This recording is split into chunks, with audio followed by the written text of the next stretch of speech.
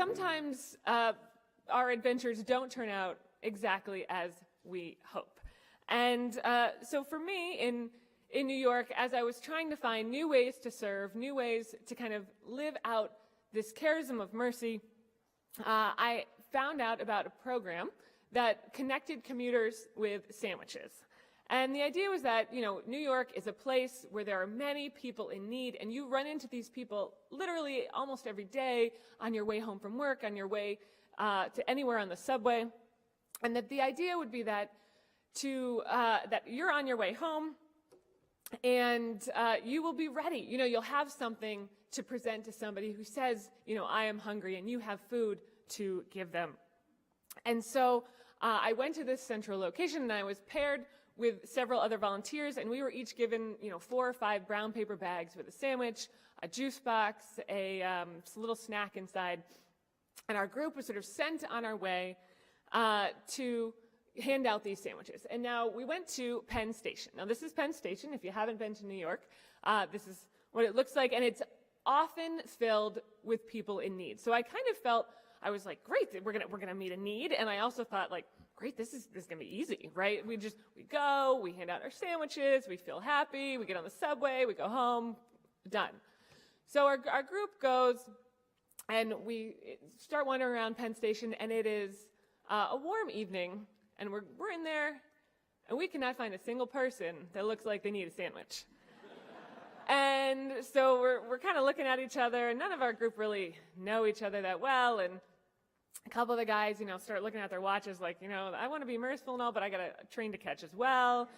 And so, we kind of awkwardly are like holding our arms out with brown paper bags to people. And like, is that person homeless? Are they waiting for a delayed Amtrak train? I don't really know, And so, we are having a very hard time giving these things away. So we go out into the streets around the station itself, and we're looking around, and a guy comes up to us, and he kind of has been looking at us for a little while, and he just says, hey, can I have a sandwich? And now, we're pretty sure this is just a guy who wants a free sandwich, but we're also sort of like, well, what is the rubric for how hungry you have to be to get a sandwich, that we're trying to get rid of anyway, and everyone wants to go home. So we said, that we'd take the Pope Francis, who am I to judge approach, and we say, sure, you can have a sandwich, sir. And we give him a sandwich, and he goes on his way, and, slowly we are finding people who are willing to take our sandwiches, and we're handing them out, and we finally come around to the back of Penn Station. And around the back of Penn Station, there is this group of maybe like 10 or 12 guys who are clearly the people we have seen that evening who are most in need of a sandwich. And now, at this point, we've already given most of the sandwiches away, and we don't have enough. And so we give them, what we have. There's a couple bags left, and they're very kind and grateful, and we kind of are apologetic. And we get rid of the food, and everyone kind of looks at each other and goes their separate ways. And I just leave feeling, a little bit defeated. I leave feeling like, what, did I accomplish something tonight? Was I supposed to accomplish something tonight? Were we building relationships? Were we meeting an immediate need? Was this supposed to address a systemic change? All of these things are going through my head, and I go home and I'm trying to figure out, what we did wrong or right or what. And I go into work the next day, and, my colleague there, one of my colleagues is Father Jim Martin, and he's a writer in spirituality you likely have heard of, and he stops by my office, and he sort of says, how's your evening? And I say, it wasn't great. Let me tell you about Penn Station and these sandwiches, and I tell him this whole ordeal. And he says, well, maybe you should write about it. Maybe you could write as a way to process this experience and kind of figure out, what are you supposed to learn here? Where are you supposed to go? And I say, yeah, maybe. And he says, no, you should, because you could call your essay, Lead Us Not into Penn Station.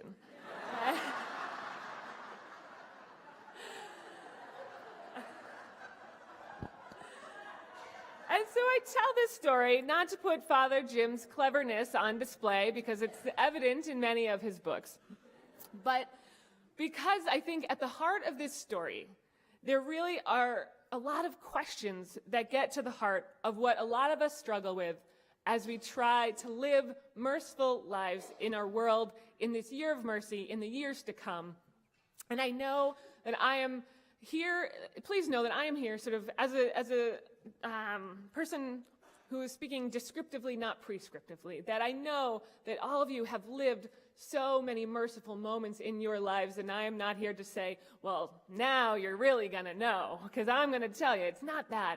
It's to say, here's what I have experienced, because that's so much a part of living a life of mercy, is sharing these experiences, letting each other know what we've been through, what we've tried, how we've built relationships, what change has occurred, how does that happen, and helping each other to answer the questions that are sort of at the heart of this experience. How do we work together as a community and still meet individual needs?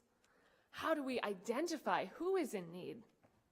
How much of our own time are we willing to sacrifice for this greater good?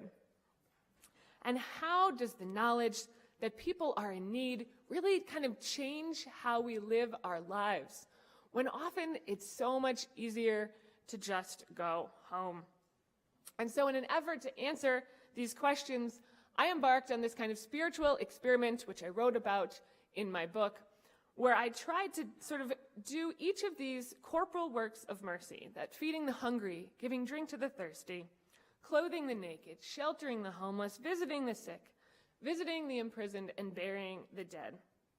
Because I wanted to try to do these things not just to kind of check items off of a list, but to really enter into them meaningfully, deeply, because the question at the heart of the challenge was not sort of how do I meet a minimum standard for being merciful so that I can kind of present a list to St. Peter when I get to hopefully the pearly gates and say, like, well, look, I did these things, and the gospel said, if you do these things, you get in here.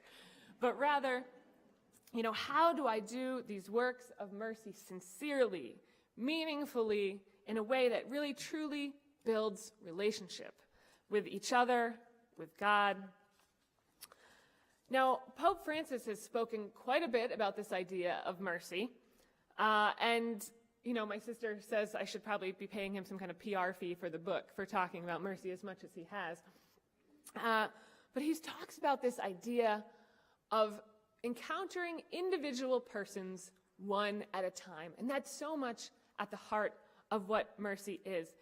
Francis seems to be intent on making sure that we know that his role, the role of this papacy, is not one where he kind of directs an anonymous church from on high, but one in which he is allowed to journey alongside each of us, and we journey alongside each other toward God. And that he, like us, are sinners, but that he, like us, are redeemed through that mercy of God. And over the course of the last year, as I've spoken about this topic, as I've talked to people about their experiences of mercy, the question I've most often received is sort of this question of, what do I do when I encounter that person in need, when I see a person who might be homeless on the street or in my community? And I've come to realize that the heart of that question is a larger question, this idea of how do I respond when abstract challenges or injustices become lived realities? How do we respond when facts and figures become faces? And I wish I had sort of one perfect practical answer to this question where I could say, well, it's always going to be this amount of money or this sandwich or this prayer or this question or this conversation. But the thing about mercy is that it changes, that is the way we see the world. Each opportunity allows us to respond differently. And it challenges us to think more deeply about what it means to be merciful in those small moments of our daily lives. It causes us to ask, how does mercy sort of shed light on how we see the world? And how does that illumination of our world allow us to change ourselves in light of that? And how do we see each other in light of that mercy? It should really help us to see more clearly where God is present today, which is such a needed thing when our world can feel so troubled at times. Now, a while ago, I had the chance to visit the Mercy International Center. And this is a center that has been built out of the home where Catherine Macaulay, who was the founder of the Sisters of Mercy, founded the Sisters of Mercy. And this, it's in Dublin, Ireland. And my husband is from Ireland, and at the time I went to visit, he was my boyfriend, and we went to visit his family. And I said, look, we have to go to the Mercy International Center because I really want to go there. I'm excited about it, but also my friends who are Sisters of Mercy will never speak to me again if I go to Dublin and I don't go visit this place. And this is where people go on dates, right? Hey, we're here in Dublin. Let's go to the Mercy International Center. And so we arrived, and I found myself kind of getting emotional because I felt like I was kind of going back to these origins of this charism of mercy. I was learning in this place, what did it mean to be merciful? But when I returned back home from Dublin, I realized that I was growing in my appreciation for the fact that so much of what started here at this place could be found and had continued far, far from it. That the Mercy Volunteer Corps that I did after college, where I volunteered as a special education teacher on the Navajo Reservation, that was a product of this in some ways. That the Sisters of Mercy, with whom I was friends, they had come from there. They were alive in my life at that moment. I didn't have to go to Dublin to find it. That the Mercy Associates, this group of men and women, laymen and women participating in that charism with the sisters, I'm a part of that group. All of these things were alive in my life, that mercy was truly active in exactly where I was. And that's part of what we need to do, is to recognize that and not say, well, I have to go here in order to serve in this way, or I have to go there in order to find this charism, but right where we are right now, that we can find it. I saw my world in this new light. I gained greater appreciation for those real active examples of mercy each day, that mercy is not contained in that particular time or place, but it's happening right now, and we are a part of it. And how beautiful is that?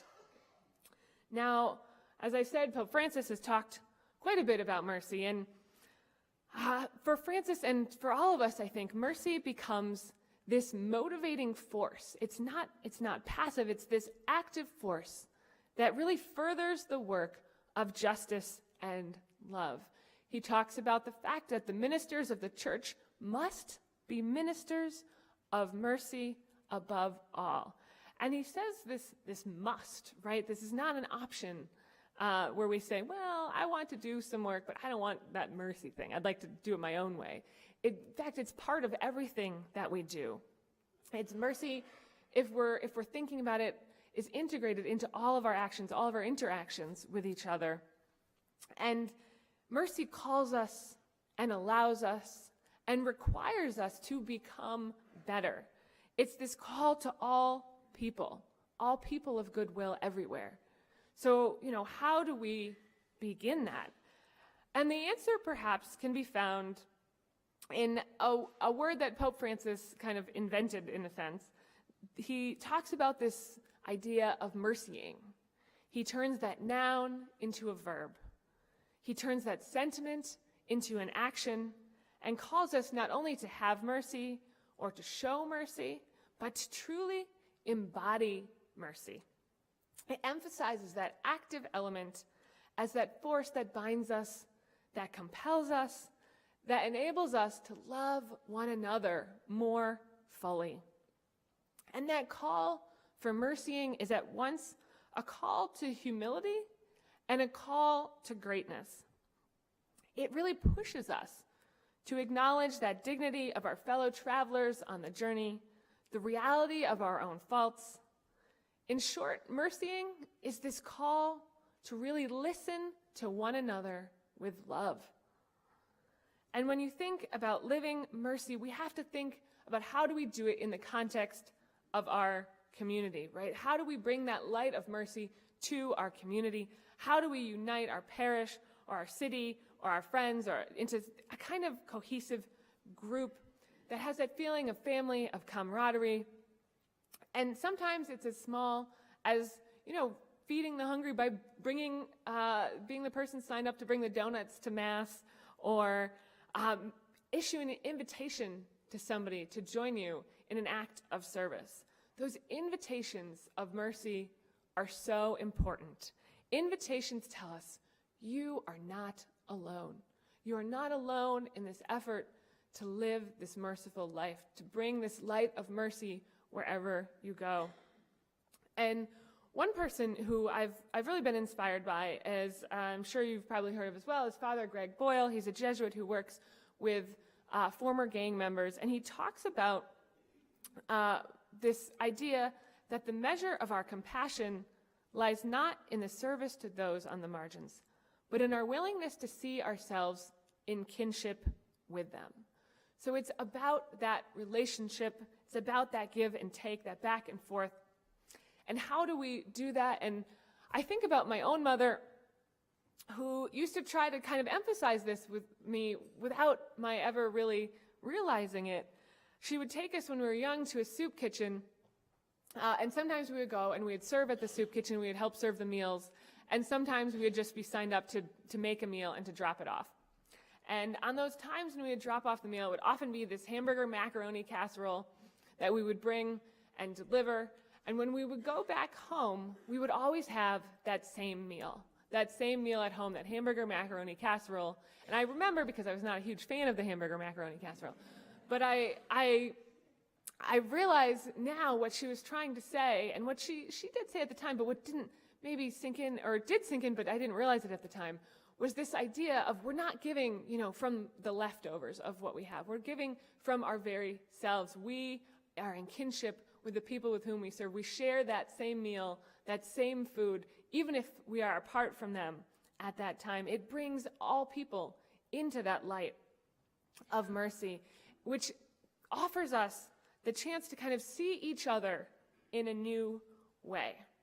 Now, a priest that I know, Father Bob McCabe in Detroit, I just know him through his work.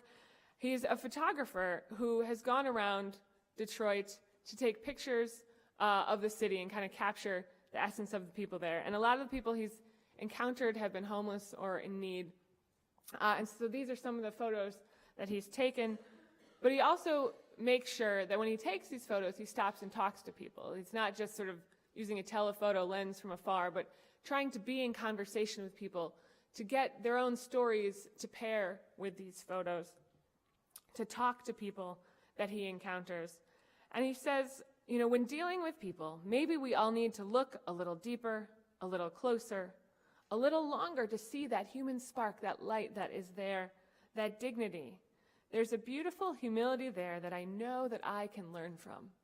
And that's what mercy can do to us. It can make us humble enough to really truly see the ways in which we can learn from people in surprising places. And when I was in my volunteer program after college, as I mentioned, I was volunteering on the Navajo reservation. And this is one of my students. Her name was Petey, was her nickname. And she was one of my favorite students. She was quite short, nonverbal, but for someone who could not speak, she could just convey so much emotion. And she was always kind of on the run and on the go and making faces and letting you know what she thought in her own way. And yet sometimes when she was sick, she could not really tell you how she was feeling at all.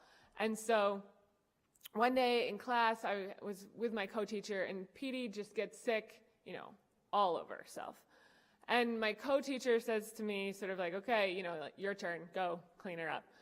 And so I'm there, and I'm feeling, a little squeamish maybe, and a little self-righteous, like, okay, well, I'll be the one to go and clean up Petey. And so I go and take her off to the side, and I kneel down beside her to help her get cleaned up. And she kind of reaches out and puts her hand on my shoulder to steady herself as I help to clean her. And she looks at me, and she kind of gives me this look that just says, okay, go ahead and do what you're supposed to do. And I realized in that moment that I had no right to be self-righteous. I had no right to kind of think that this was going above and beyond. This was exactly what I was called to do, what all of us are called to do, which at its essence is to love and to serve, even if the situation is a little bit messy. And now I think back to Petey's face often when I need an image of God, when I think of somebody who looks at you with an expectant way, kind of puts a hand on your shoulder and says, okay, go ahead and do what you're supposed to do. And that is to love and to serve wherever we are. And I think it's kind of this experience that has helped me to look at the world in a way that helps me to better see the gifts and talents that others have. That it's not always about, what can I do? What can I do? That the first step often in being merciful and being of service is to listen. David Isay, who's the founder of StoryCorps, a program that records oral stories for the radio and for the Library of Congress, he talks about listening as an act of love. And I think that's so important. He said if we want to be of service to others, we need to know what people need. We need to know where we can sort of be of use, and also that the point is not always to be of use in the way that we think that we might need to be, but that maybe we just need to be, and to be present, and to allow somebody else to be heard. We hear in Corinthians, if one part suffers, all parts suffer with it. If one part is honored, all the parts share its joy. Sometimes being merciful is just sharing in that joy or in that suffering of others. Another example of someone who's inspired me is a man named Jason Storr-Bacon, who lives in an intentional community in Brooklyn, and he has worked down on the Bowery in Manhattan, where he works with people who are experiencing homelessness. And so he's become friends with a lot of people that he knows, and he's heard their stories, and he's heard them talk about their experiences. And so he also had an idea that involved photography, but it was a little bit different than the one I mentioned from Father Bob McCabe. He got disposable cameras and gave them to his friends who were homeless and said, here, go out and take pictures of your life. Take pictures of the things that are meaningful to you, and let us know your story in your own way. And so his friends went out and they took these pictures and they came back, and he helped them to develop the film, he helped them to digitize the photos, and then to write, captions or stories to go with them, so that their own experience was not just in the pictures, but in their own words. And they actually had a gallery showing in Manhattan. It was called Through My Lens, a photographic survey from society's margins. And it had all of these photos up, and this is an example of one of them. And I'm struck by it because it's an example of a picture of a person that probably a lot of people would pass by. And yet it's the person that is really meaningful in this other person's life. And I think that what's so powerful about these images is that they sort of show us, what is happening right now in our community. What is happening when we stop and take the time to look and to listen? Because I think what mercy does often is it sheds light on the signs of the times. It sheds light on the ways in which our community, our world needs to change, and helps us to see how we can be a part of that. It's, what organizations like Catholic Relief Services do when they go into a community. They sort of go and don't just say, well, here's what we think you need. Here's a giant box of XYZ.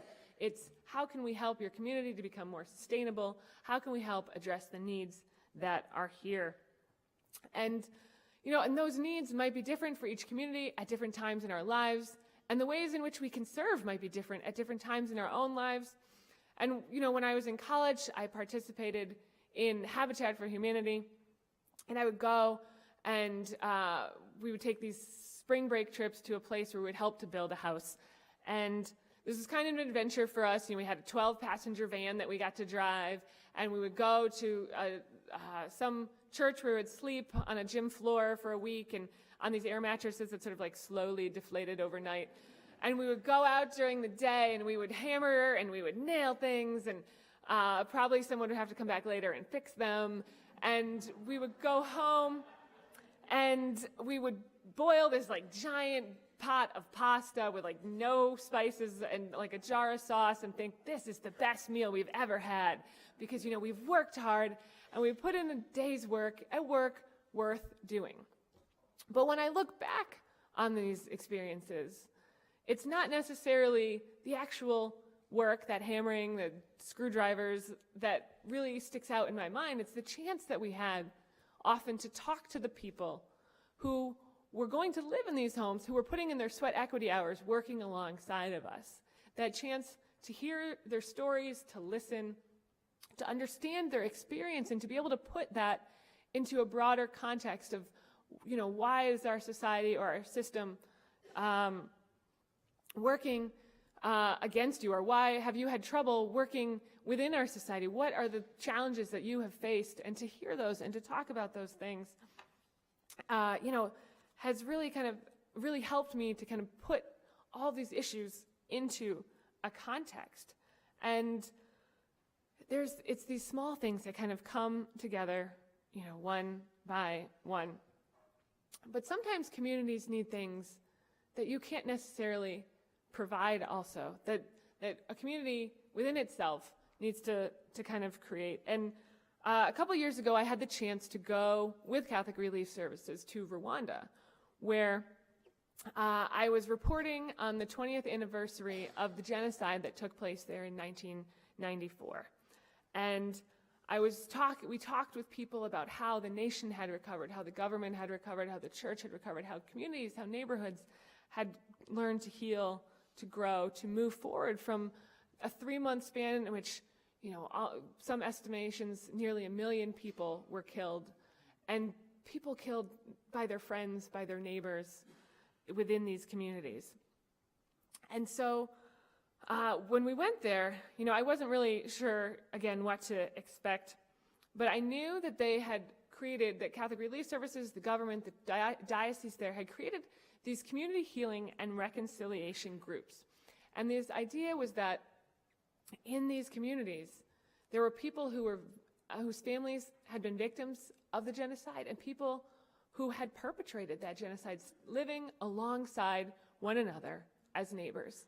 So how do you move forward from that in the light of mercy? How do you move forward and still function as a community? And this is what the people gathered to talk about, which wasn't easy, but people got together and they talked about that mercy, about that forgiveness, about what they were feeling, about that anger, about how do we move forward in this light of this mercy. And we talked with people in this room here, and they sat together in this circle and they shared their stories with us. And we spoke with Fidel and Esperance, and Fidel had killed several members of Esperance's family during that genocide. And she told us, when they said I could meet that person who killed my husband and my family, I didn't want to meet them, but he came to ask forgiveness. And I told him, if you ask from deep within your heart, I will forgive you. And he told us that he was in jail for 11 years, and after participating in this program, he said, I realized how wrong it was what I did, and I came to ask for forgiveness, and she forgave me. And they had this back and forth, that giving and taking, that emptying out, that filling up, that's so necessary for mercy to be active in our lives.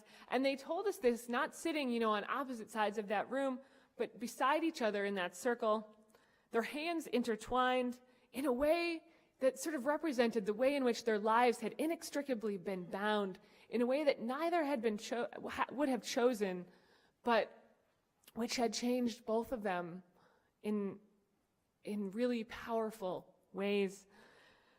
And we met with Vivian and Boniface, and Vivian told us, I survived that genocide, and it was really difficult to forgive.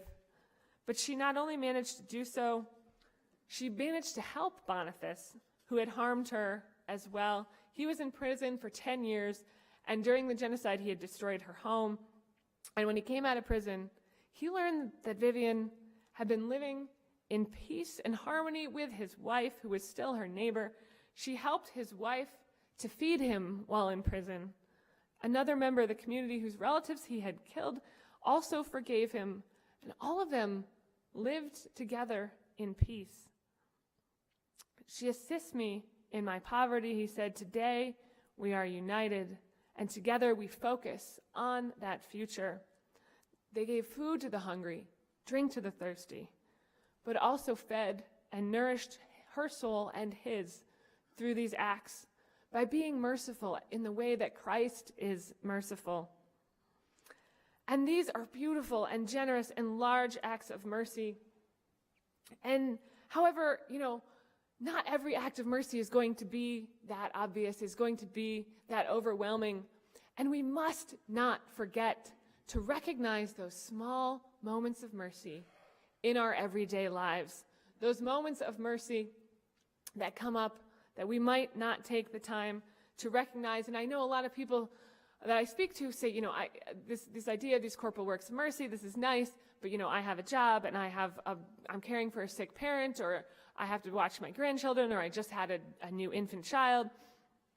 But what people fail to see is that these are moments of mercy too, that moments of mercy are not done just for people far away from us or people who are strangers to us, but for the people we know and love already, and those are meaningful and powerful and life-changing as well.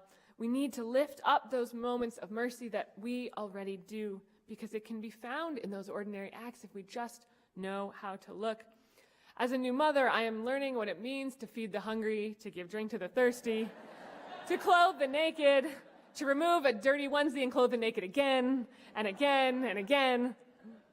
And I am learning these acts in a whole new way. And sometimes what we have to realize is that mercy looks different at different times in our lives, is that we don't say, well, this is the way I do mercy, and now that I can't do it that way, well, we'll let somebody else do it. We need to look and say, how has my life changed in order to accommodate a new sense of what this charism, of what this powerful word, this action means to us. And recognizing these small moments also allows us to recognize those moments when we too need to be recipients of that mercy, when we are able to be sort of vessels to hold that mercy as well. And after grad school, I took a job as a temporary reporter in Greenwich, Connecticut, and I was going to be there for 3 months. And if you know anything about the salary of temporary reporters and the cost of living in Greenwich, Connecticut, you know these two things don't necessarily add up. So I had a friend whose fiance's parents lived in the area, and they offered to let me stay with them very kindly. So I did. I was living with them, and they went away for a bit, but so I did a little house sitting, and I had most of my stuff in the back of my 1993 Toyota Camry. And we were calling it my carlozet, the combination car and closet, because my dad had given me this bar to put in the back between the sort of like handrails where I was hanging clothes. And so I would drive around Greenwich, Connecticut in my car with clothes in it. And part of my job at the newspaper was to take photos for the real estate section. So I would go to these mansions in my car closet, and I would pull up and everyone kind of look out the window like, I'm not sure if we should let this person in our house. And I would take pictures of these beautiful homes, and then I would go back and like put my stuff back in the car and go back to the couch that I was sleeping on, or wherever, as I sort of transferred from their house to a friend's, to another friend's, to another friend's through those couple of months.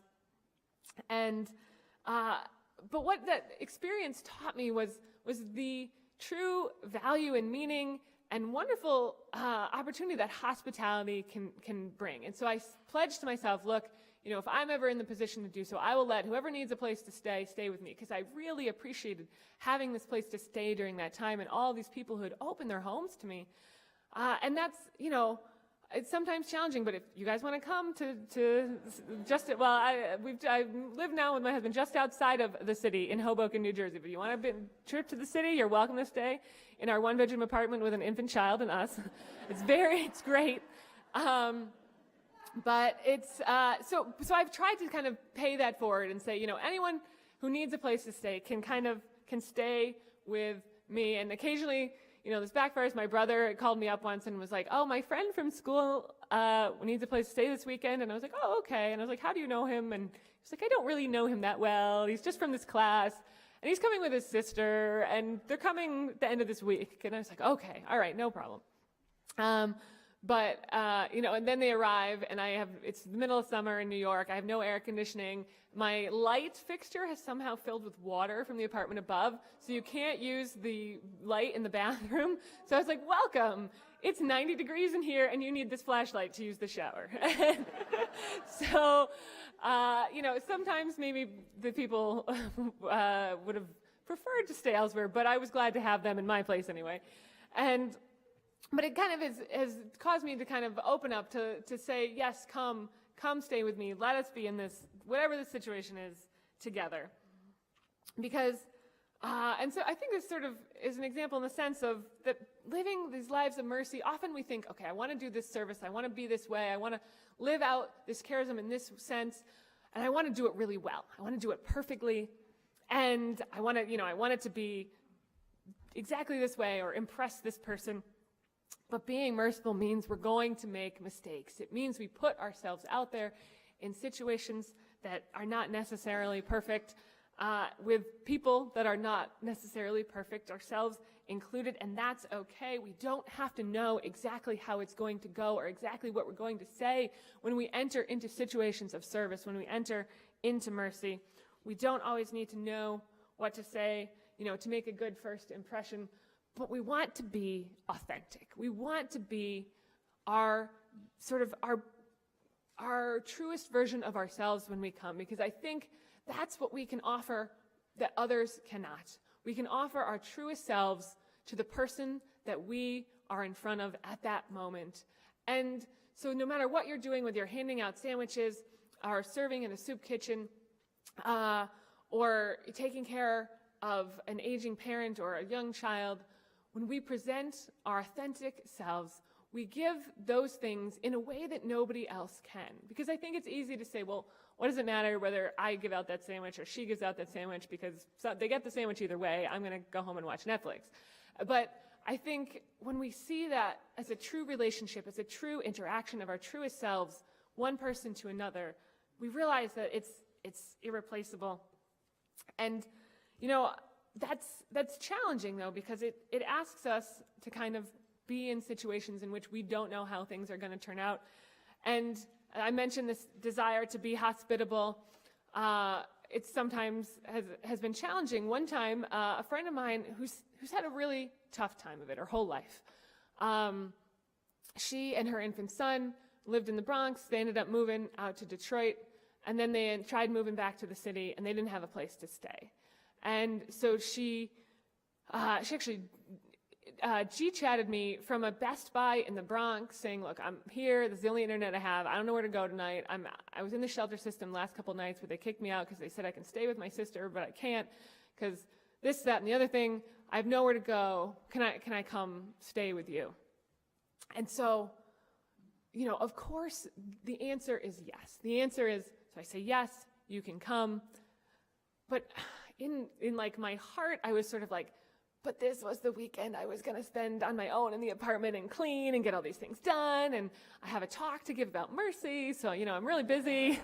And then I was like, oh, right. Right. Those words have to match up with those actions. And of course, she and her son came, and I learned that my apartment at the time was not yet baby-proofed. As he ran all around the apartment. But that this weekend that I thought was going to be me sort of magnanimously opening my home to this family in need actually turned out to be a little bit more than a weekend, because she stays a little longer than you think she will. But the whole time was a blessing to me as well. That to have a young child in the house was such a joy. To be able to catch up with my friend who I hadn't seen for quite some time. To be able to have that camaraderie in my house where I lived alone.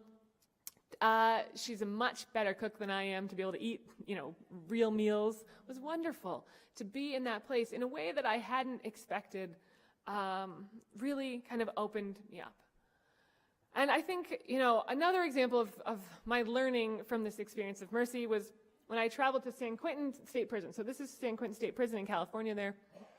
And I was going there to kind of speak with the men about their experience of faith, taking these theology classes in the prison that were taught by this Jesuit Catholic chaplain there. And I was, hopefully going to write about it for the magazine as well. And so before I went, I had never really been to a prison of kind of this size or fame before. And Father George, the chaplain, I was talking with him, and he said, okay, look, we got a couple of rules here. When you get here, you need to leave your keys, your wallet, your phone in the car. And I was like, that's no problem. And he was like, no guns, knives, or drugs. I was like, also okay. And he said, don't wear any blue. I said, okay, I don't know what that's about, but, that's fine. And so I show up, and, I'm listening to Johnny Cash live at San Quentin, because this is my only knowledge of the whole place. And I'm like, this is, background research. And I show up, and I have, black trousers on, a red shirt, and I have this denim jacket on that's like a faded blue, and it's kind of chilly in the morning in the Bay Area, and I'm like, well, I don't want to be cold. And I was like, well, but this is, blue enough, and this is probably not a place to test limits. So I take off the coat, and I leave it in the car, and I go in, and of course, the reason you do not wear blue is because almost all of the inmates are dressed in blue, many of them wearing denim jackets, very similar to the one I had on. And, they don't want any confusion about who's supposed to stay there and who's not.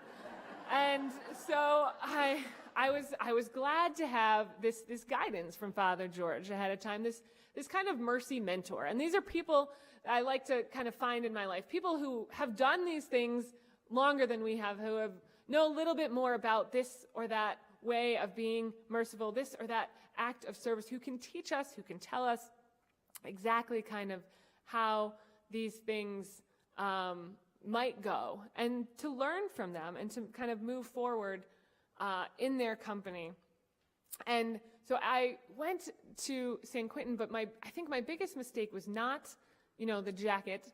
The biggest mistake was that I was going in there, I had this idea of like, I'm going to visit the prisoners, but I didn't have an idea that I was going to see people. And so when I got there, and I sat down with these men, and we talked about things that you would talk about with anybody. Talked about football, talked about growing up in the Midwest, talked about the love of the Holy Family.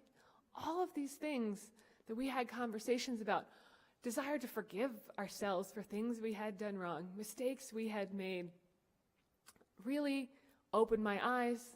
This light of mercy sort of shone in that place, and I saw, how close and how far apart our lives really were in this very powerful way. And so I kept in touch with Father George, the chaplain, and several months later, he came by our offices in New York, and he stopped by, and we were chatting, and I had just come back from Rwanda. And so I was telling him about my experience there, about these communities of healing and reconciliation and forgiveness and restorative justice. And he said, who would really love to hear these stories are the guys at San Quentin.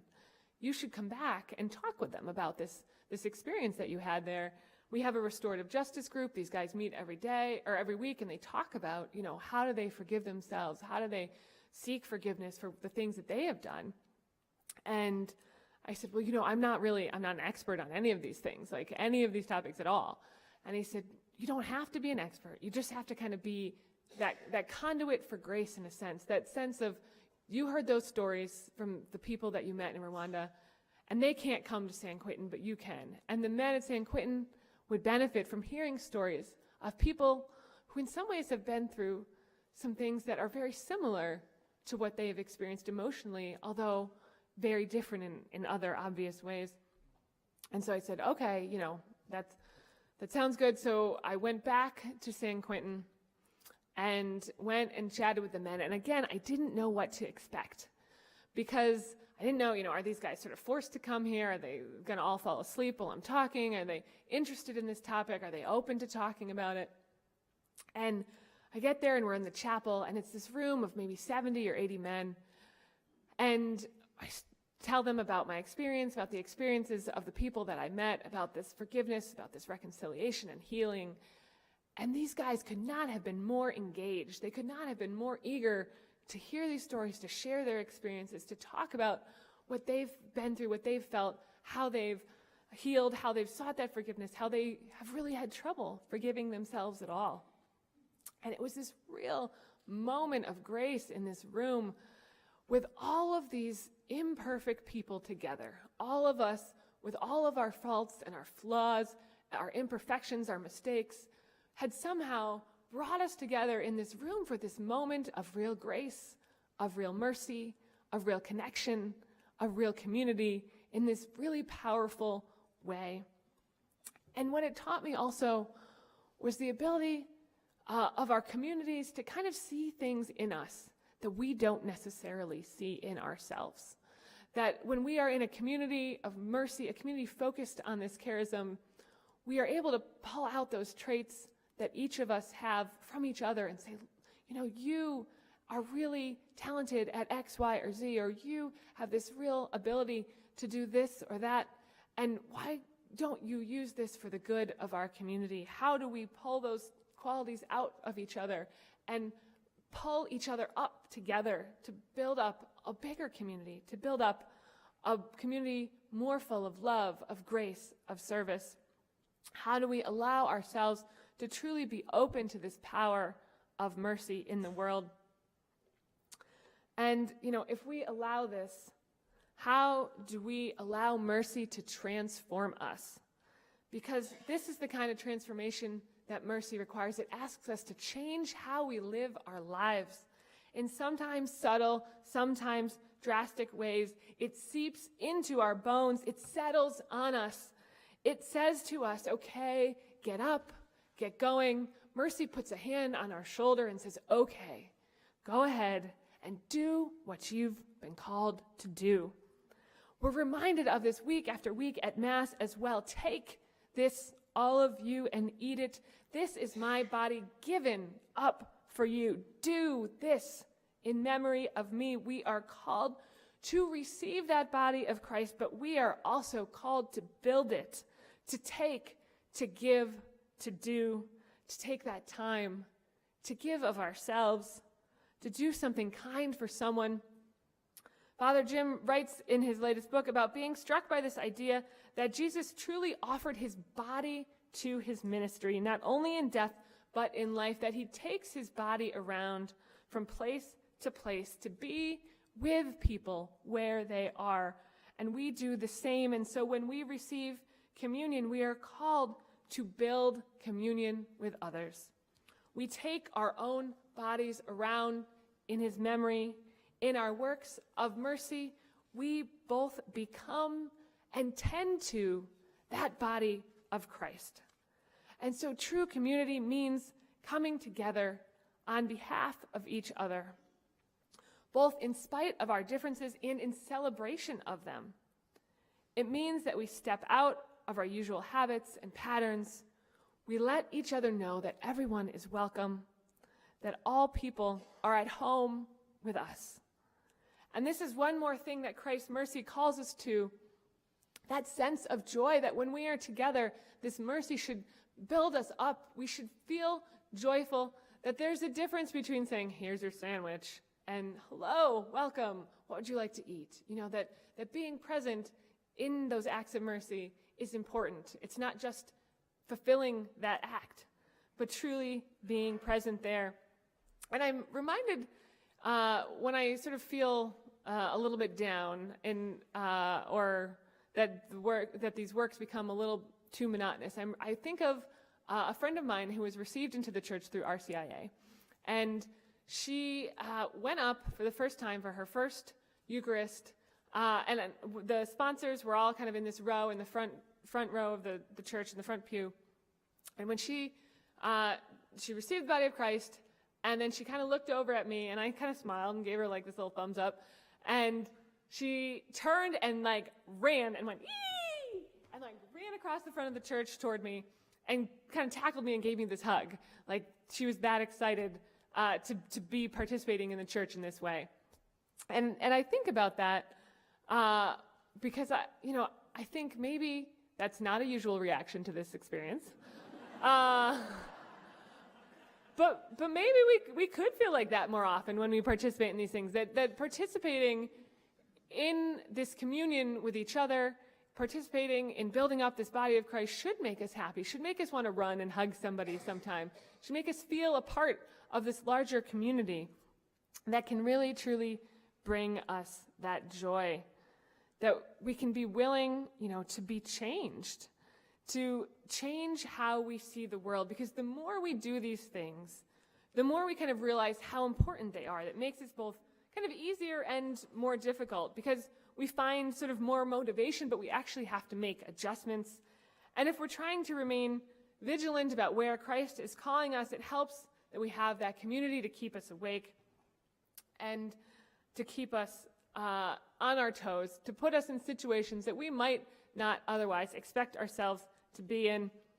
Now, one situation in which I found myself while trying to participate in these works of mercy was these Stations of the Cross that the Pax Christi group in New York sponsors every year. And it's a walk on 42nd Street through Manhattan from the UN across the island and then toward Times Square, and it ends over by Times Square. And when I decided to go to these things because I'm challenged by the Stations of the Cross, because I know, that this is an important prayer, but also I'm like, this lasts a long time. And I don't always have the patience for it, so I thought, okay, no, this is good. And I know that, and the kind of very outward show of faith that marching through the streets involved is not something that necessarily comes easily to me. So I thought this would be kind of just a challenge in certain ways. See how this goes. And so I show up at 42nd Street, and I think like, okay, there's 300, 400 people here. They've got this cross at the front of the group. They're walking down the street. There's songs in Spanish and English and Latin. There's a flatbed truck with a guy with a guitar and a guy with a flute, and they're singing and they're dancing, and there's each block or so they stop and pray one of the stations and bring in some kind of like a modern element of that suffering as well, stories of people suffering in the world. And so there's elements of this that are really moving, and I think, all right, I'm just gonna walk, I'm gonna keep my head down, I'm gonna go across through the Manhattan and experience this, as it is. And I get there, and as soon as I arrive, this woman from my parish says, Kerry, oh my gosh, it's so good to see you. And I said, oh, good morning, how are you? And she's like, I'm so glad you're here because we need someone to carry the cross for the 8th station. Oh, okay. So I say, okay, like how big is the cross? Do I have to put it on my shoulder? Like what is this about? And she's like, no, it's just, it's that size there in the middle there. And when you can walk in the crowd, and then when it gets up to the 8th station, you got to come up to the front. You got to carry the cross for a block. I was like, okay. So I decided, this is a good way of challenging myself. So I go up at the 8th station, and I take up this cross, and I'm walking. And, there's like tourists taking pictures of us. There's people giving us looks like, come on, get out of the way. We're trying to walk fast on the sidewalk like New Yorkers do. And it's this kind of very strange experience. We're going by Bryant Park, and I'm like, last time I was there, I was on a date with someone. And now this is different.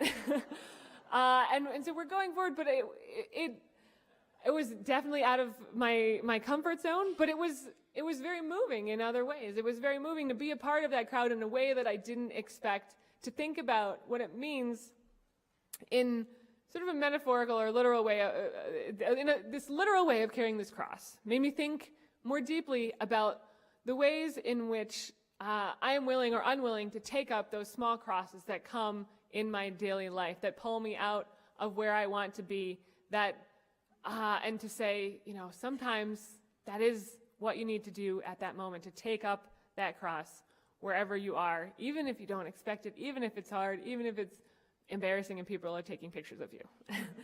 And it means, it helped me to recognize this element of taking responsibility for my faith, that taking responsibility for these actions, for this acts of service, what do I need to do? And it also helped me to see that it's not entirely, up to me, that I might be part of a catalyst, that someone else might get me going, that all of us together are kind of forming these skills together, even sometimes when it's difficult or exhausting. And that's important to note because these works of mercy, they can be really tiring. I went and served at this Breadline. The Breadline started at 7 a.m., and I am not a morning person. This is the view from my subway stop at the hour in which I had to be there to make it to the Breadline. And but I found that when I made the sense of mercy a priority in my life, that I was willing to kind of let go of some of those things that I had been holding on to, or that I had kind of clung to or thought were necessary in order to make room, to make time for this work that made me that kind of good kind of tired, the kind that made me feel like I have put in some work towards something worth doing. And so I would get up and I would be at the Breadline at 7 a.m. and then that would end and I would realize, there's time I can go to Mass at 7:30 and then I get to work and I have time to get an egg and cheese sandwich at the deli and I have time to do a little bit of writing, and now it's 9 a.m. and there's this whole part of the day called morning that I had been ignoring, and that is in which you can be quite productive, turns out. And so it really kind of helped me to open up my day and see like how much more I could make of it, and how much sometimes even 10 minutes of something can make a difference. That 10 minutes to write before work, that 10 minutes of prayer on my own in the morning or at Mass, 10 minutes of service in the Breadline, all of these things, kind of the small units of time add up to something really meaningful in the larger scheme of things. Because we have to kind of make a habit of being merciful. Because as Aristotle talks about, we are what we continually do. But these things, aren't things we should enter into mindlessly, but mindfully. And remember, this larger purpose, what we're trying to do, to adopt that mindset of mercy, where we begin to see mercy in unexpected places, to identify and recognize that suffering of others, to consider others' needs before our own, and not just to simply cross those things off a list, to open ourselves up to be more loving, more giving. Mercy, Francis says, it overcomes every obstacle, it knocks down every wall. It brings you always to seek the face of the person. It changes hearts and lives. We have to be willing to have our lives disrupted by mercy. And this mercy mindset allows us to recognize those opportunities as they come up, sometimes making the effort to seek them out, sometimes they present themselves to us, sometimes they present themselves to us, as I've said, in ways that you don't expect or even want. And after I had finished the book, I had been thinking a lot about these works of mercy, and one that is tough to write about is this idea of burying the dead, because you do not want to root for someone to die, so you have a neat narrative in your book by the end of this. And what I ended up doing was talking to a guy who is a grave digger who does this sort of every day, about sort of his experience of that and how he sees and puts into context what he does. And I kind of hoped he would have this sort of sacred, mystical look at all of it. And he sort of was like, well, I dig the graves and that guy does the lawn.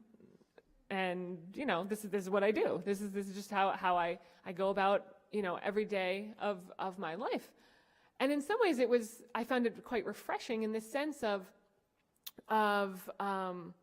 seeing these things as part of our everyday, as this dying and rising as part of our everyday. And having thought so much about these works of mercy, after the book was finished, we did experience a death in our own family. And my sister actually gave birth to a young girl who passed away the same day. And this was obviously a heartbreaking experience for her, for our entire family. And in the grieving process, people, brought us food or cards or calls, or made donations to different charities in her name. All of these things that were really beautiful and kind acts. but having thought about them in the context of mercy became much more sacred, became not just sort of customs or traditions, but true works of mercy that were helping us to move forward, helping us to grieve, but also helping to build up that body of Christ in our world, that body of Christ in our world today. And to see in those everyday things that sacredness, that beauty, even in times of real tragedy. And I think in the end, we have to look at how our own gifts and talents fit into this, to trust that God will show us in God's own time where we are meant to be, that God will shed light on the works that we are called to, the people that we are called to minister to. Now, prior to his election as Pope Francis was reading this book by Cardinal Casper about mercy, and he said that we need to realize that this word changes everything. And Francis said, this is the best thing that we can feel, that it changes the world.